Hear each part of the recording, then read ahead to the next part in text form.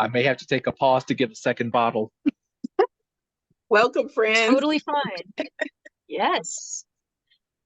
Everybody, welcome. It is so good to see you all. We will definitely be welcoming folks for the next 5 minutes or so, but because we have a fantastic speaker on our hands, we want to go ahead and just sort of give a broad welcome and also ask folks to share what they are drinking. One of our mottos is, bring your own beverage.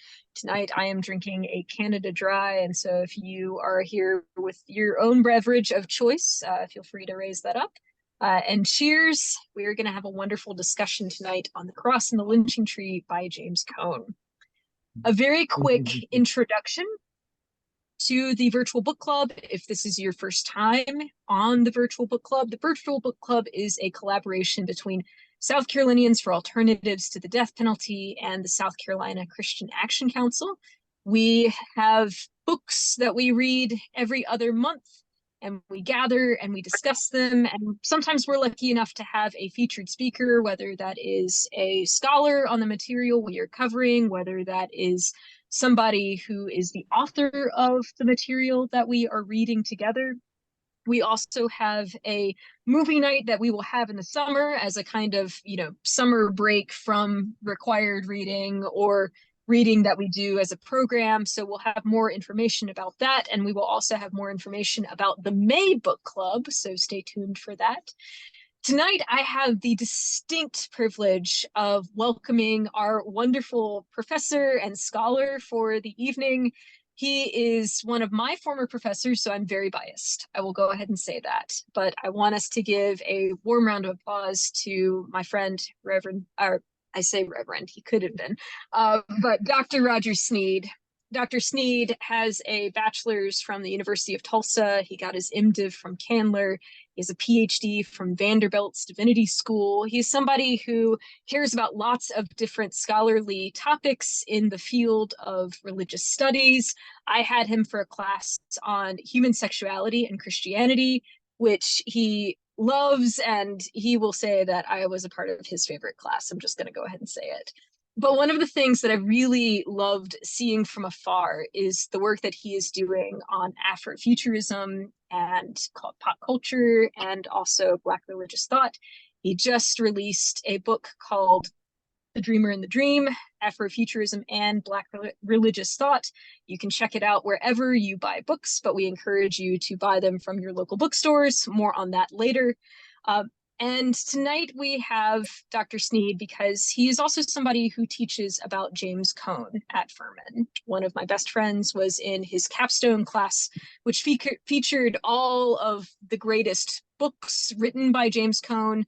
And The Cross and the Lynching Tree is kind of the culmination of all of the scholarly material that James Cone wrote throughout his incredible career. He died in 2018, and we miss him very, very deeply. He was an incredible scholar and preacher and thought leader and activist, and has influenced so many people, which Reverend Dr. Regina Moore will get into. And so, friends, without further ado, I hand it over to Regina, and welcome, Dr. Sneed. We are so excited to have you tonight. Thank you, Hillary. Good evening, friends. Welcome and cheers. I've got to find something to drink. I have a little logistic matter I need to address here. We have with us, there's a person identified as admin. If you will, please, in the chat, let us know who you are.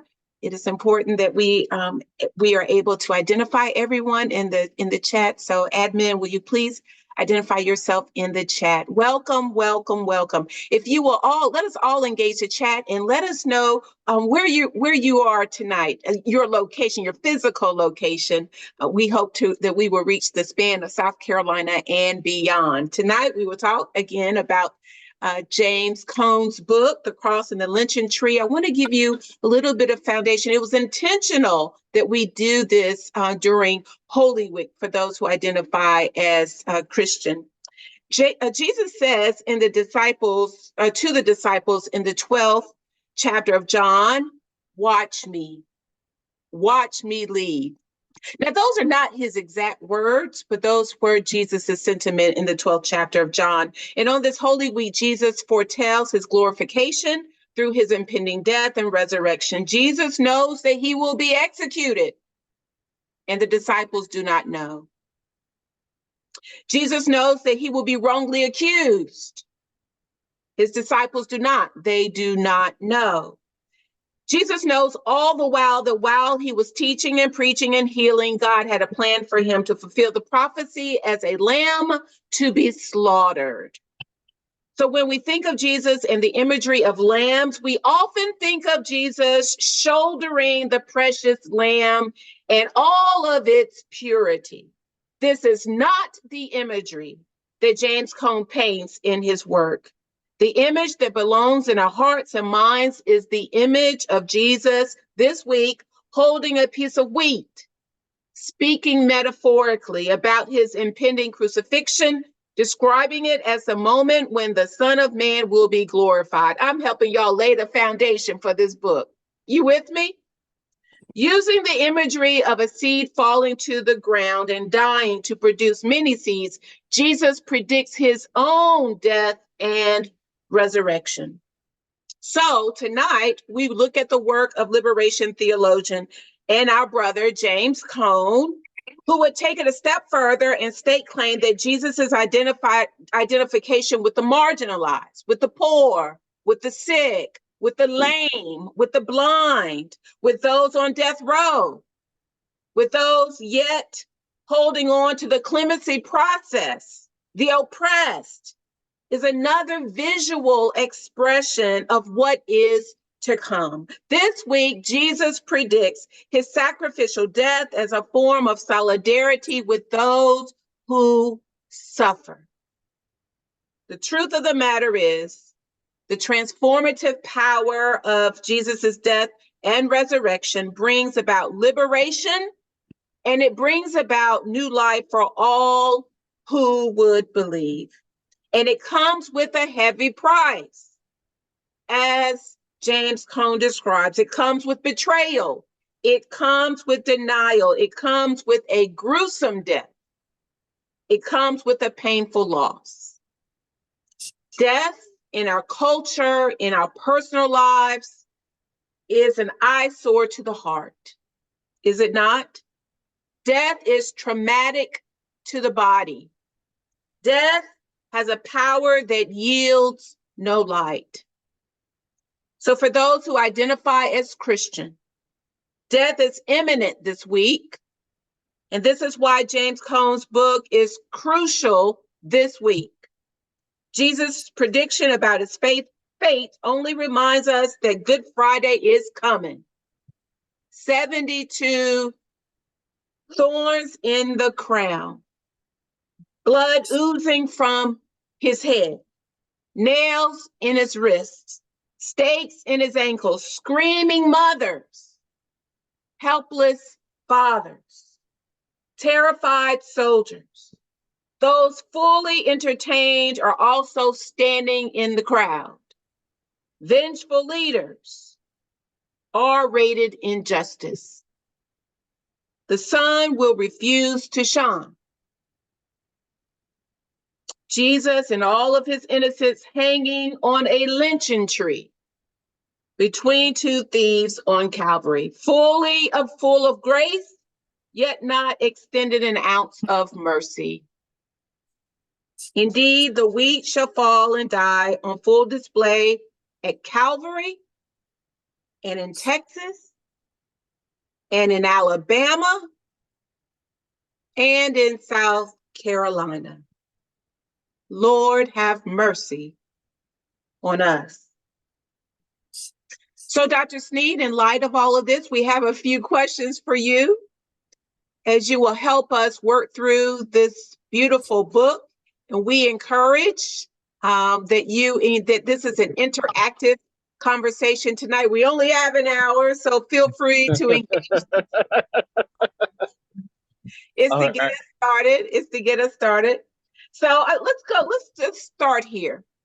Okay. How does James Cone connect the Christian concept of the cross with the history of lynching in the United States? And Well, what theological insights do you have that he offers regarding the significance of both the symbol of the cross and lynching? And we could even say the styles of execution across this country. Dr. Sneed. whew. First of all, thank you. And I want to say thank you to Hillary for extending the invitation. And that today I had actually wound up double booking because I had emailed Hillary and it was like we had a CLP, a program the other day that was emotionally wrenching, and I'm an introvert. I'm a person who's like, all right, I need to kind of like sequester myself. And so I am happy to be here this evening. So thank you.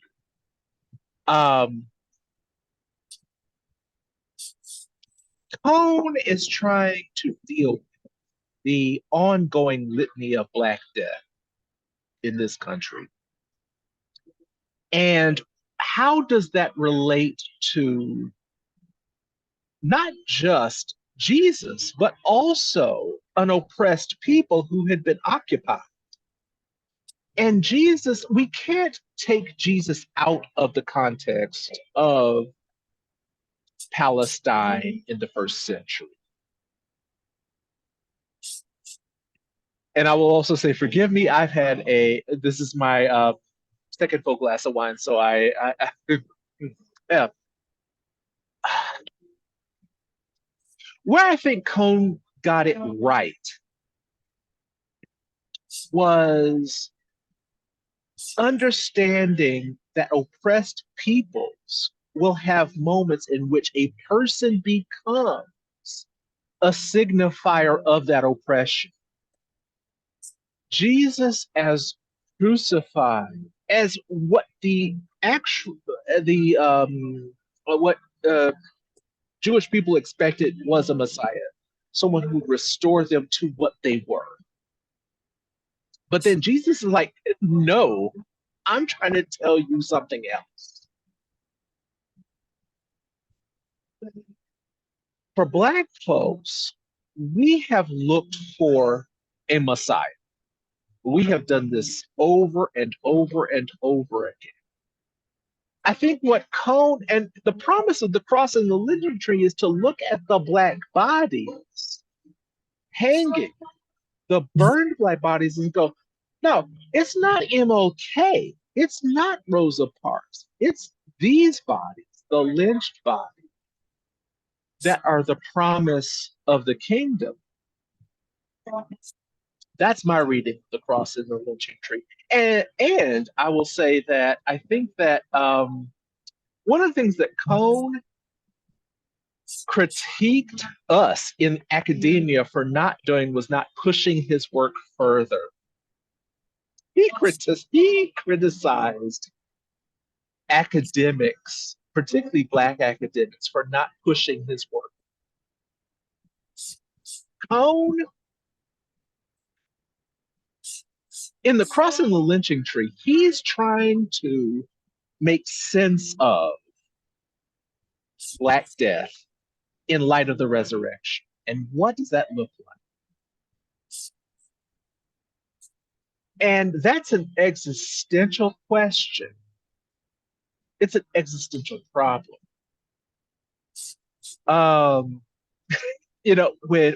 Hillary's, if you will indulge me this moment, I will never forget Hillary asking me this question, my African American religious history class. She said, and it might have been you, correct me if I am misattributing this. She said, Dr. Sneed, do you think you've gotten as far as you've gotten because of the way you look? It wasn't you? That wasn't you? It was not me. No, I actually never took that class. Well, okay, see, this is what I'm This is happy why to be the person for the purposes of this, I'm happy to be the person who asks. yeah. But you asked great questions. And the students who I have had asked, actually, I just had a student today ask a question about sin and disobedience and free will. Cone is trying to get us to see that the bodies of Black people who have been devalued are the bodies to whom God most closely associates with. That's been his whole theological project.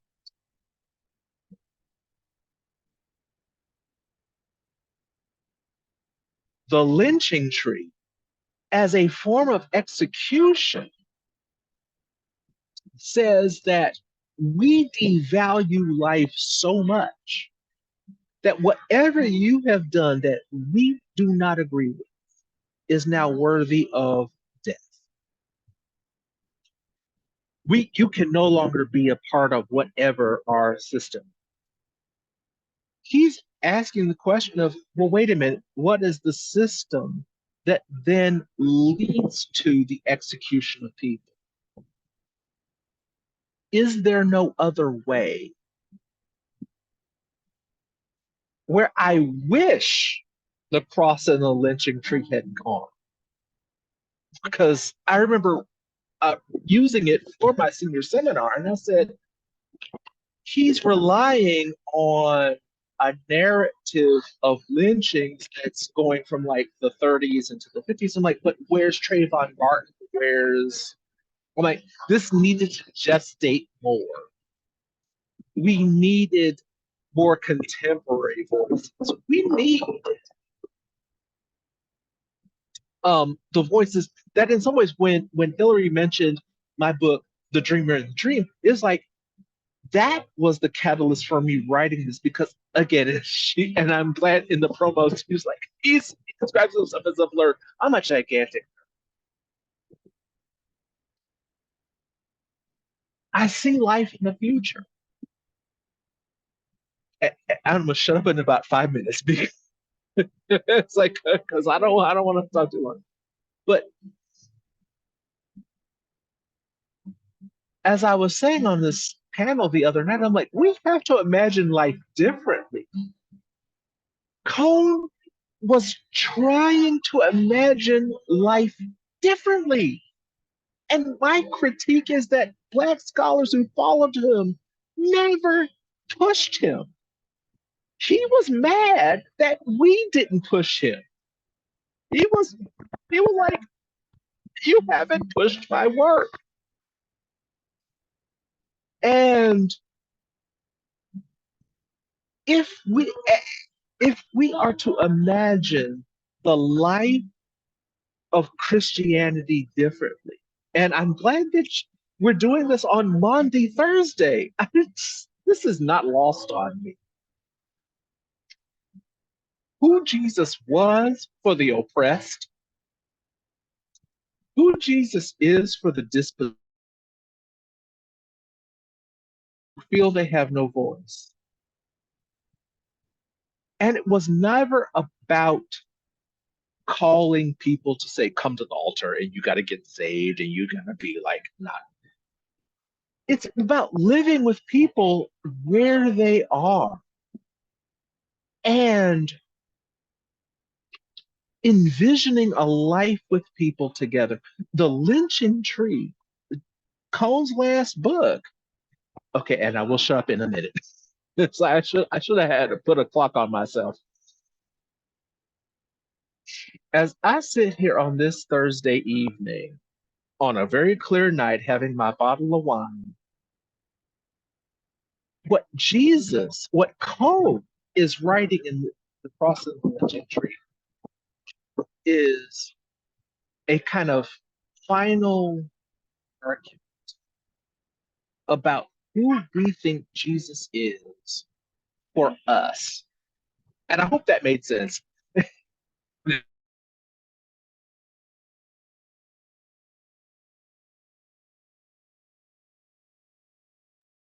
of consciousness. And sometimes, and I have not necessarily PhD, but I jump from topic to topic. So I'm stopping. I'm just here for the conversation and for the question. Okay, very. I hope that made sense. That makes sense. It made a lot of sense. It made a lot of sense. We're going to let you take a breath and maybe take a sip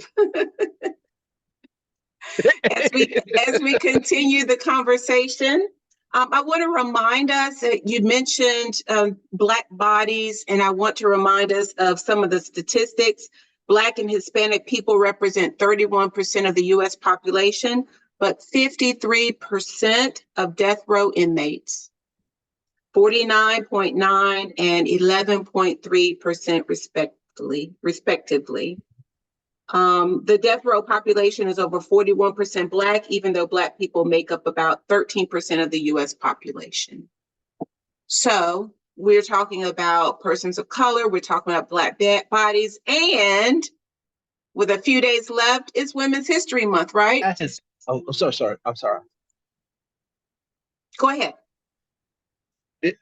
I'm sorry. I don't want to take, because again, this is a book club. This is classed and raced. If you can afford the legal representation, you've got it. I have gone down a wormhole of watching court cases on YouTube. I don't know how this started, but if you can afford, okay, okay, y'all. I'm from Oklahoma, born and raised in Tulsa. I grew up in the Church of Christ. I was supposed to be like a preacher. And the funny thing is, like, preaching in churches, I can't do this. Like, anywhere else I go full bore Oklahoma preaching. That's classed and raced and gendered. If you have the money to afford the legal representation to get you out of the things that you have done, you're going to get off. Look at OJ. Hell, R.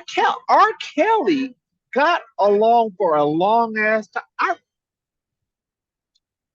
I was teaching a class at Tennessee State University where I'm like, when that one video came out, and there were Black students in my class who were like, well, these women knew what they were doing. I think your question, your question, Dr. Moore, is about who gets understood as people. You know what? I'm gonna stop. Was that question posed to me because I was like, I just jumped in? Was that No. posed to me, or was it to the group? No, you're good. You're good. The question in the chat was a reflective question for us to stay engaged and connect. I've got another question coming up, and it's for everybody. You ready?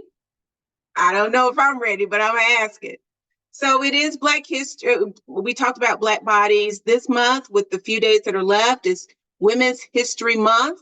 Happy Women's History Month. What I found fascinating in reading this book, actually listening to it as an audiobook, what I found fascinating is how Cone dug a little deeper into the role that women played, Black women played in the anti-lynching advocacy. So he talked about the ways that women advocated against lynching, is particularly in the Deep South, around community mobilization and organizational leadership and public advocacy. He talked about how there was this intersection, Dr. Sneed, what you just talked about, the intersection of race and class and gender oppression and documentation awareness. A lot of what we would have, as you know, we know in the back hills of South Carolina, the back hills of North Carolina, the back roads, even today we can find, town names remind us, Lynchburg, in more than one state. So there was almost this pride in culture for this to happen. Yet the Black women took stand. They took issue with it, and they advocated against it as much as they could. We know the names. He mentioned the names. I heard these names in seminary, but really didn't connect them to lynching. Ida B. Wells Barnett, Mary Church Terrell, Jesse Amos, Nanny Helen Burroughs, Fannie Lou Hamer. The list goes on and on and on. So my question to all of us is, when we look at the historical context that James Combs mentions, he argues that in what ways does Combs provide historical context for understanding the lynching tree in America? How does this historical context contribute to the theological reflections presented in the book? So for everyone on our conversation tonight, I'm really curious, what did you learn about the history of lynching that just came to the forefront of your mind and you just said, wow, I didn't know that. For as long as I've been doing this work, or for as little as I've been doing this work, this really captured me. Feel free to unmute.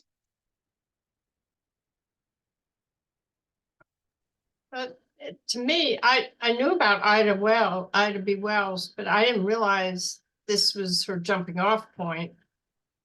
I mean, isn't that what the book said? That's right. Is what made her famous. I knew she was editor of a paper in Chicago and for a long, long time, and very important in civil rights, but I didn't realize this part. That's right. So her journalism skills led her on this, this crumbs of lynching, and she wanted to learn, even as a suffragist, wanted to learn more about what was going on, and had the skill set to take a deeper dive and to do the research and to connect the dots, right? Thank you, Galen. Someone else?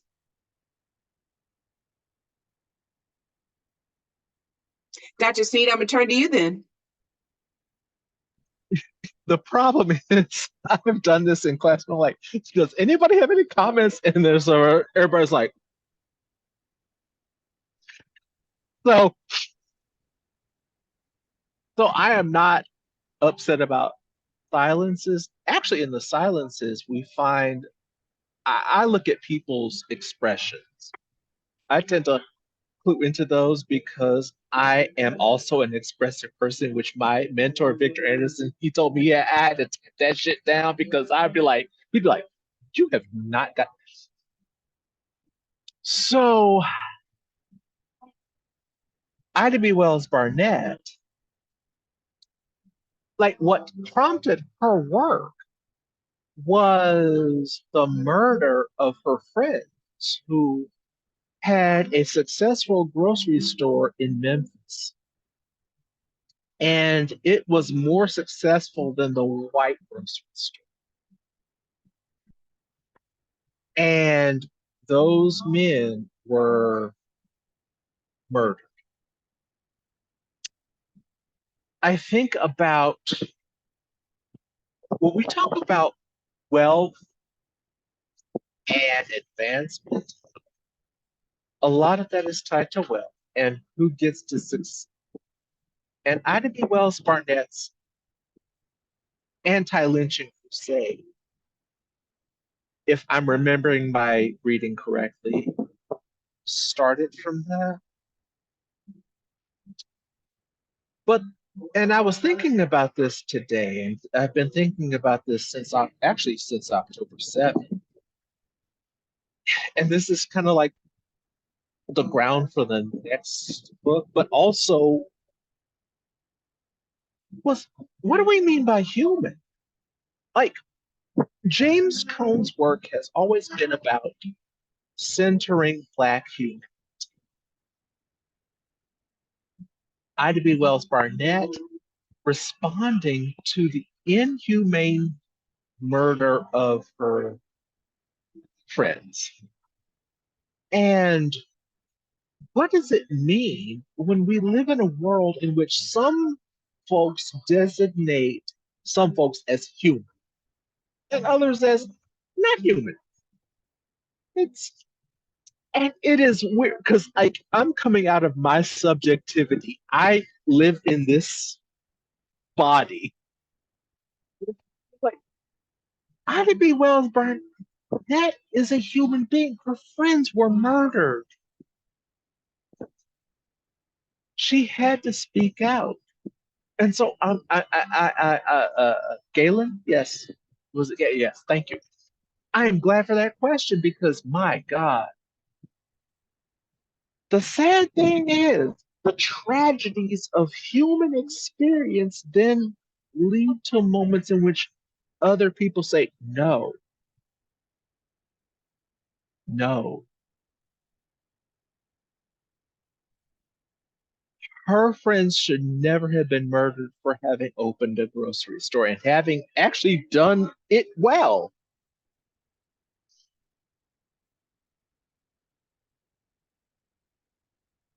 But the people whose, and here's where we go back to capitalism. Oh my God, we go to capitalism. The invisible hand. The invisible hand of the market was, hey, these people opened a better grocery store than you did. Moopsie. I'm sorry, I'm a Trekkie. If you watch Lower Decks, I'm like, whoopsie. All right, fine. Your grocery store sucked. But these people said, you know what? No, we're going to kill them.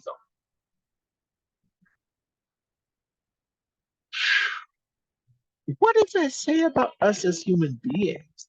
And I think my critique of Cone has always been when he says, no, actually, you know what? No, I'm not going to, I'm not slaying the father. My critique has always been, and my critique of my own self is, what happens when you always decide someone else is not you? What happens? Her anti-lynching campaign was about reclaiming Black people as human.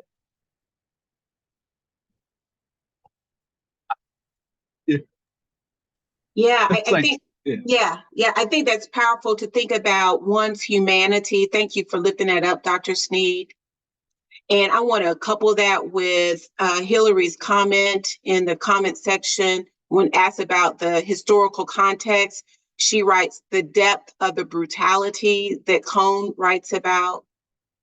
And when we couple that together even more under the umbrella of Maundy, Thursday, so while we're sitting here enjoying our cheers and having this in-depth conversation, a lot of our friends who identify as Christian, many of them you would probably find them check the social media later. They've been at the Maundy, Thursday service. And at the Maundy, Thursday service, Maundy means commandment. And it is the gathering of folks where if in some traditions, they're washing feet tonight, reminding ourselves of the humanity of Christ, that Jesus understood that we're all human in our context, for as good or bad as it is. And at the same time, they're sharing in the cup. Many would say the sacrament of Holy Communion. We're sharing one bread, one body, one cup, one Lord of all. So Hillary, I'm going to turn to you for you to expound more about this depth of brutality in light of it being Maundy, Thursday, maybe so, maybe not. Say more about your comment here in the chat. Absolutely. Yeah. So I think that's the thing that always sticks out to me whenever I read this book. I've read this book several times, and I think that it's a book that I try to read once a year, whenever I can, or at least once every other year, because it's important not to forget these stories. And these stories are intentionally hidden in the South, right? They're intentionally never talked about, right? They are being erased. And James Cone's purpose in writing this book is to make sure that, we don't have a revisionist history, right? Where white supremacy kind of paints over everything and says, oh no, like slavery wasn't that bad. In fact, it was like everybody was family, and all those Yankees messed it up when they, had the war. And that is literally something that I was taught, right, by my family. And I never, I'm really grateful. In my high school, I had a history teacher who was not from the United States, and so he could speak very openly and plainly about the reality.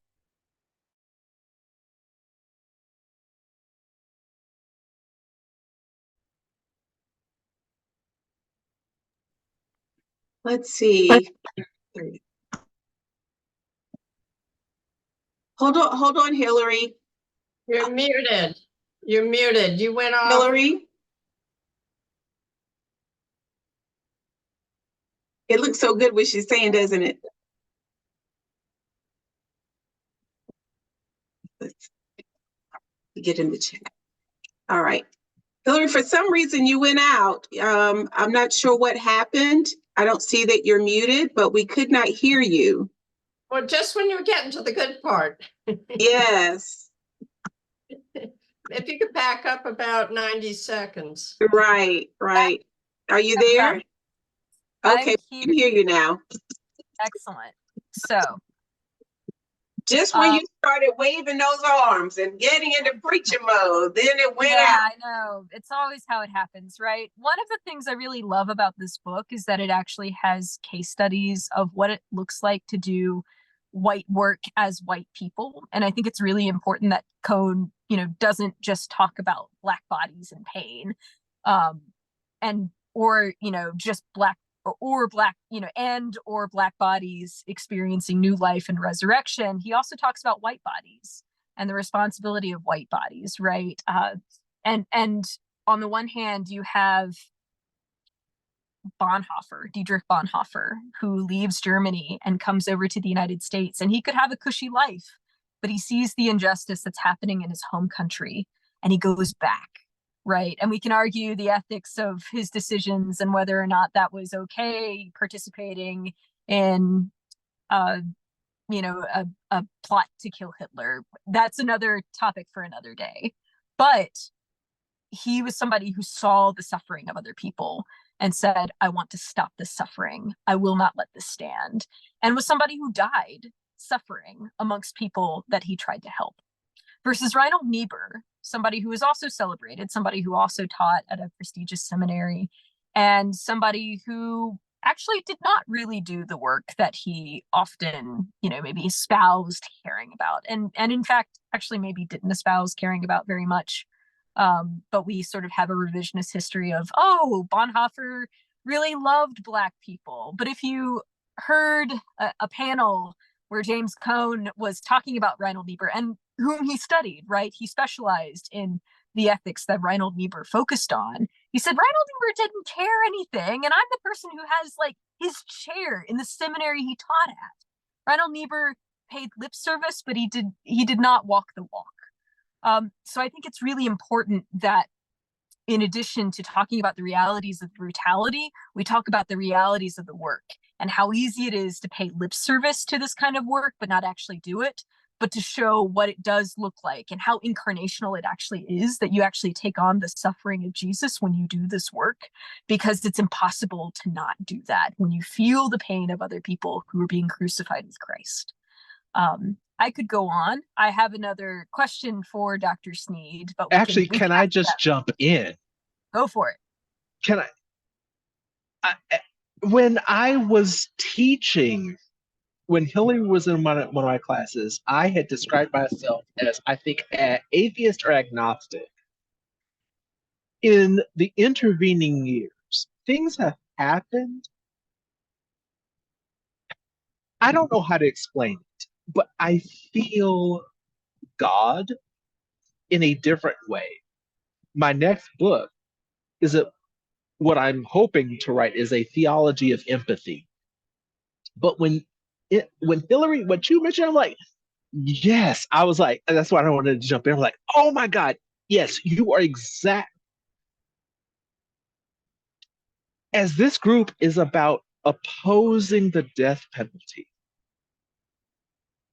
can we imagine life differently? Here's where as a nerd, here's a short story from N.K. Jemisin called Emergency Skin. It's on Amazon, Emergency Skin. Like in this short story, people have, like, the rich have fled Earth. And so, like, there's, and at one point, there's this line, all we needed to do was take care of each other. That's what I was dovetailing into. I was like, I'm sorry, I didn't, but I'm like, what was your question for me? I'm like, I feel like I just jumped ahead of the question. Well, so, and I think maybe after this we could probably open it up, but one thing that I think it's really interesting that you said Cone did not push hard enough for how we talk about the ways that modern crucifixions are happening, right? The death penalty is obviously something that he does talk about. The death penalty existed, has existed in its present form since 1976. Will continue to exist in South Carolina until we abolish it, which I do believe will be in our lifetimes. I am somebody who's profoundly hopeful, which we are called to be, according to Cone's book, right? This is what it means to be a resurrected people, is to not just resign ourselves to death, but to create hope and to know that that where there is love, right? And Cone points to the love of Christ, right? Christ, the Son of God, who loves the world so much that he was willing to die in order to overcome death with life, with resurrection. But I also think it's really interesting that you say that it makes me think that there are also ways that Cone maybe didn't even push for how we not just talk about the ways that current lynchings happen in 2024, but ways that we move through that pain, as people who are, for those who are Black and brown, as people who are crucified disproportionately in this country, as people who are white identifying as allies who move with those folks. I'm curious, Cone says the spirituals and the blues were the ways that Black and brown people dealt with the violence of the lynchings in the last century. What are the ways that people are creating new ways to move through the violence, through the modern day lynchings that we have right now? Okay. First of all, thank you This for that. may be a long answer. This was it's 7:43. All right, buckle up. It's been a long week. Child, for when you said to the people in the thing that Dr. Sneed is a Blerd, how I got through was returning to an episode of Star Trek Deep Space Nine, watching Far Beyond the Stars, having my cathartic moment of crying my ass off, and then going, you know what? I'm gonna listen to Beyonce. We have been creative as fuck through this shit.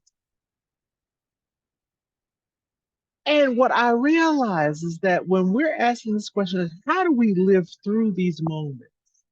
And this is what happens in systems of oppression and domination. They always want to squash or commodify forms of creativity so that they become denatured. Rap, in its formative moment, was anti-imperial, anti-colonial. But it's not like the people who were living in the projects in New York City knew the larger world. What they saw was the American government doing this shit. And they didn't have the connections to Huey Newton and the Black Panther movement to understand, because Huey Newton had a PhD, so he knew shit. So the thing is, in this moment, you who know more about the world say, and And this is why they're trying to shut down things like TikTok. And why Elon Musk wanted to buy Twitter. Because when you have these moments of having larger communication and can verify the things that are happening, you say, all right, my struggle over here is connected to this struggle over here. You then see your humanity differently. Oh my God. You see your humanity in such a way that it is not just white and black. Although I'm not going colorblind. I refuse to do that shit. I'm not doing that. I ain't doing that. Because I'm black. But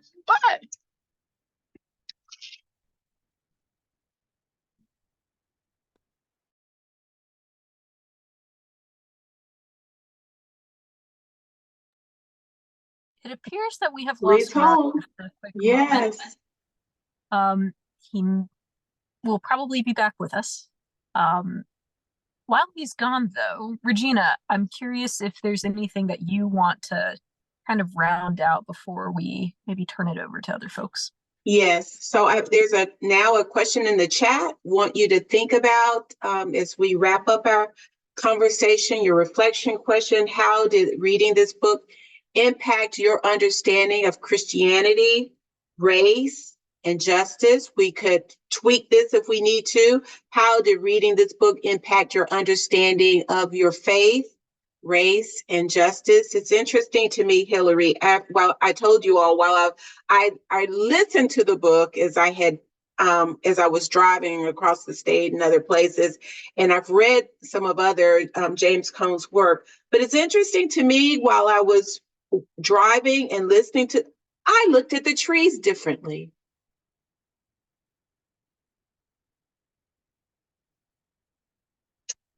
I felt, as a Black woman, I felt presence, I'm going to say, driving back roads of South Carolina.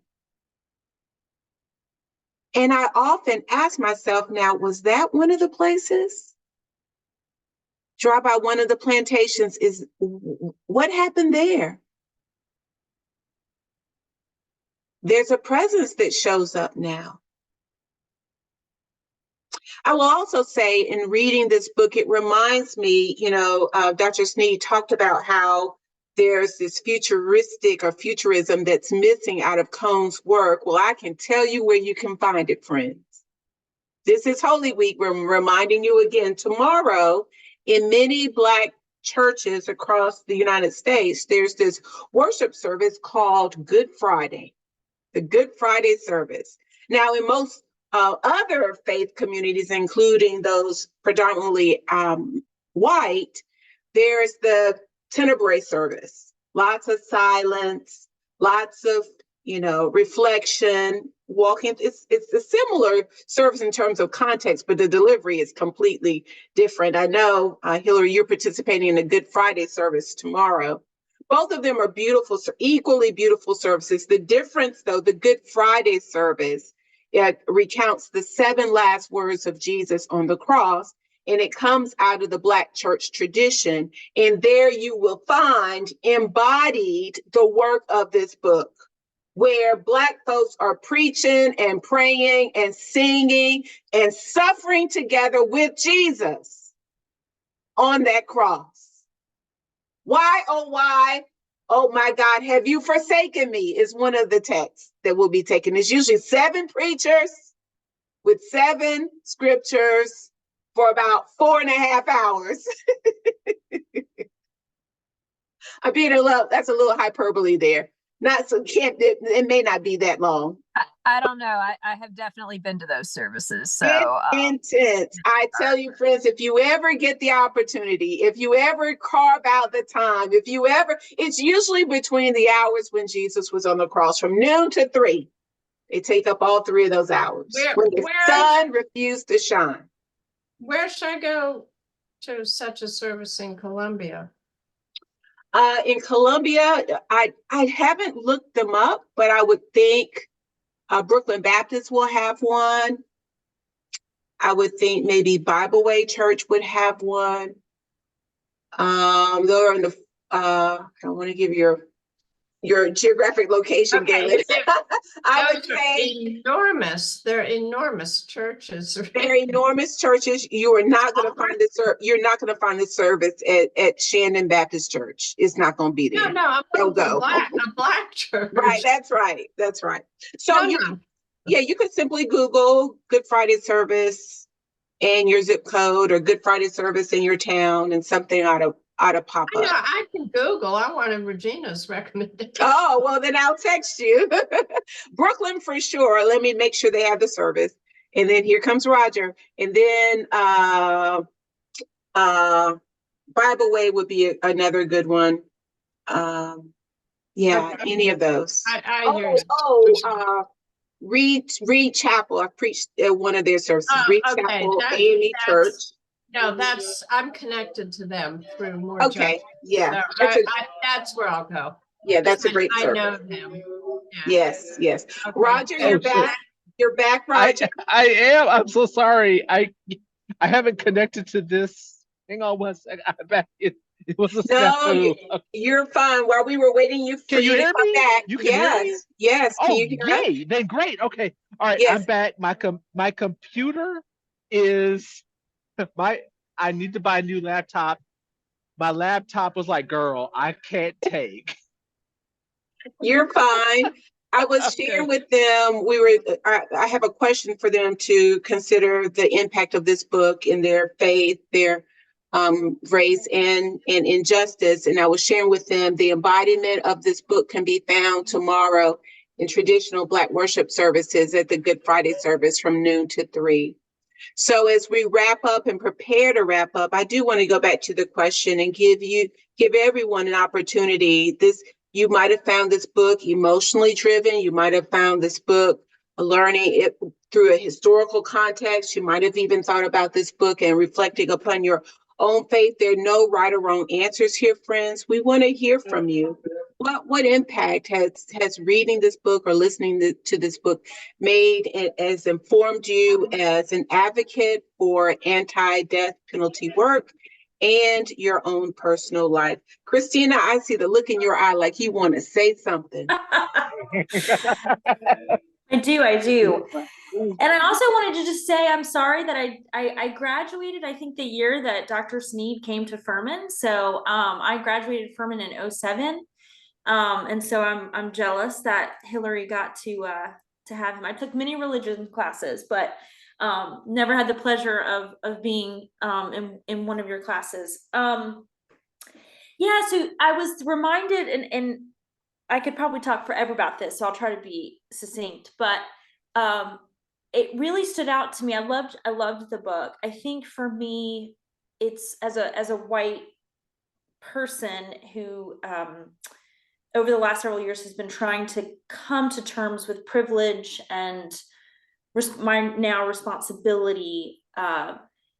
It was convicting, but in the best kind of way, right? In a way that I want to be challenged, especially as a person that participates in the Christian faith. I want to be challenged to take a look at my privilege and what now I'm called to do with that. It reminds me that this past Sunday, as y'all were sharing, we had for Palm Sunday, our pastor, she wrote kind of a responsive reading, a little bit of a dramatic reading for our church. And we were trying to get the congregation out. This is a white Presbyterian church, very quiet, doesn't really say a whole lot, but we were trying to get them to participate in this kind of dramatic reading. And at the very end, there were a couple of us in the audience who were plants, and we were supposed to stand up. And this was the part where Pilate is sort of wrestling about what to do with Jesus. And the crowd is yelling, "Crucify him, crucify him." And so there were a couple of us who were supposed to stand up and get the congregation to sort of start participating in that chant to crucify Jesus. And what was so interesting was several people afterwards said, I just couldn't bring myself to say that. And I thought it was interesting because I thought, you know, trying to be non-judgmental, but saying there's a gap there then, that you're not quite understanding your role in this world, especially as a white church, not wanting to own the participation of this continued system of racism and injustice. And I know, you know, and so I think it just, to me, it was just a really important thing for someone to own. And it just made me think about this book, that you have to be willing to sit with that discomfort, to say that, yes, we absolutely have participated in this system, and now what are we called to do with it? And so it just made me think about that service and how I just wish more people would be open to reading books like this, especially white people.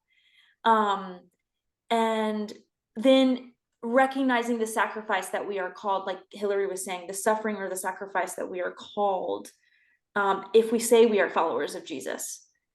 I just think there's a disconnect there. And so anyway, sorry, I already talked more than I wanted to. And you said exactly what needed to be said. Thanks. How powerful. Others. What's the impact? What are you taking away? We've got time. I think for me, I did not get through the book. It was too graphic for me. I actually was listening to it as an audiobook. And one of the strongest feelings was that each human being needs to be always mindful of the fact that we are all capable of evil. Mm.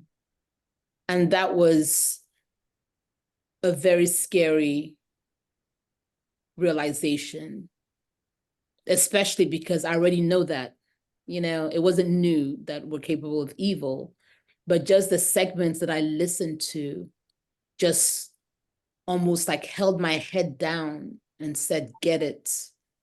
Every human being is capable of such unimaginable evil. And I think that is heartbreaking. I will need time to process just that piece of it. Maybe in future, I'll be able to get through the book, but that is something that I need to wrestle with, because knowing that we're all capable of evil, I now need to ask, so what then? If I'm going to be a minister, if I'm going to be a community member, if I'm going to continue in this world, knowing that, what then? God, what have you called me to do about it?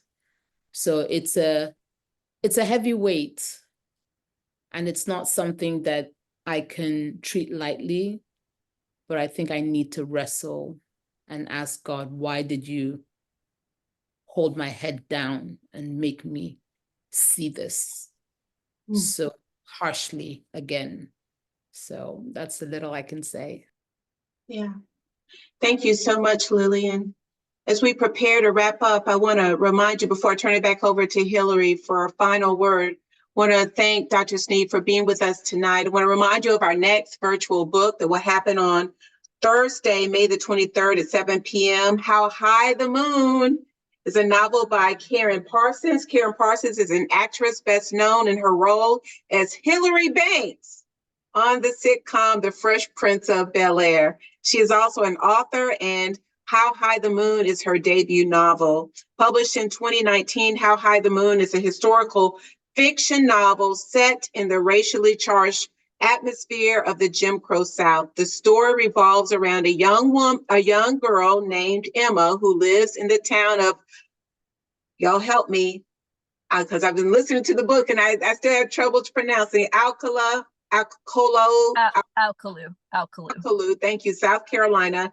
During the 1940s, the narrative weaves between Ella's experiences and those of her cousin Henry, who is falsely accused of murdering 2 white girls.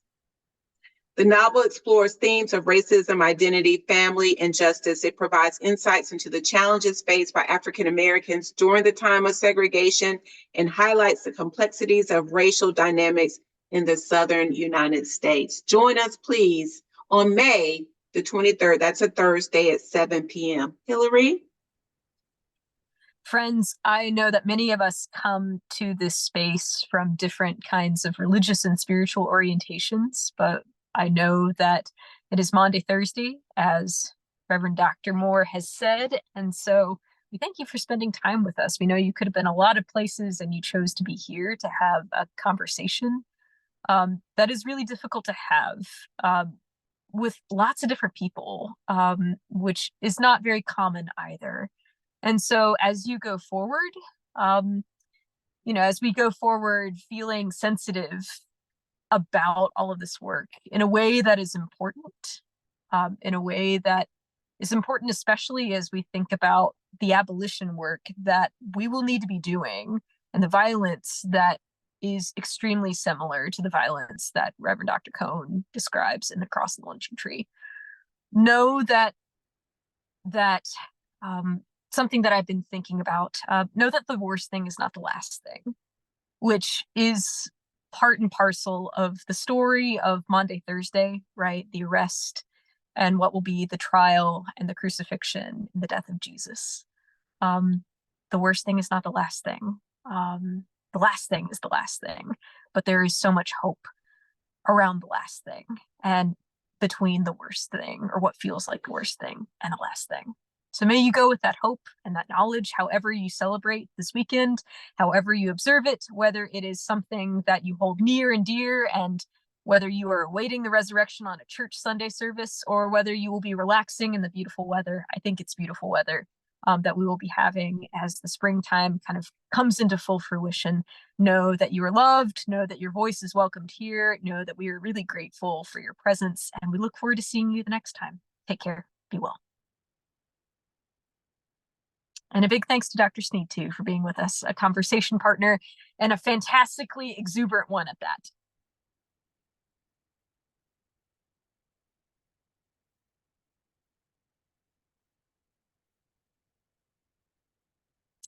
All right, we'll stop recording, Regina.